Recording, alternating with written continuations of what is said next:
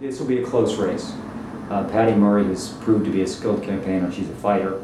I think she's an advocate for people trying to get in the middle class young people.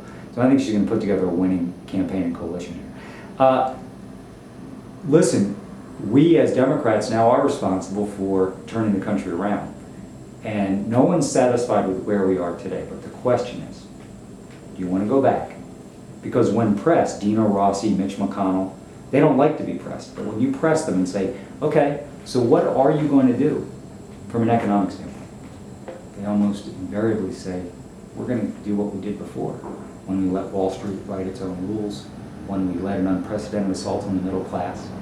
And people don't want to repeat that, I think, and we've got to put that front and center. He is successfully confusing people, though, about the impact of extending the Bush tax cuts, which he wants to do. He runs against the deficit while at the same time saying we need to extend the tax cuts. And he also confuses people about ownership of the Great Recession, as it's called. He says this started 2 years ago. Well, what else happened 2 years ago? President Obama was elected. And he has very successfully hung the Great Recession around the necks of Democrats in general, and in particular Patty Murray. How does someone like Murray wiggle out of that? I was asking her about this the other day, and she said, well, it's difficult, because to explain the history, it's a lot longer of an explanation, whereas they have a very simple message. It's the Democrats' fault. Well, it is. I mean, listen, you and I are able to have a discussion right now. Politics, all too often, sadly, is about 30-second sound bites and about, in TV ads. This is where grassroots activism matters, and I think Patty Murray's building a pretty good network out there, because you can go talk to your neighbors and actually have a conversation. Because, Dino Rossi is being fundamentally dishonest. He's lying, okay?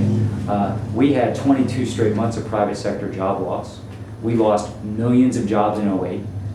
Okay, now we've had 8 straight months of private sector job growth. No one's satisfied again with the pace or the numbers, but we're heading in the right direction. On the deficit, he supported policies, and his party took us from a surplus that President Clinton left office with to record deficits.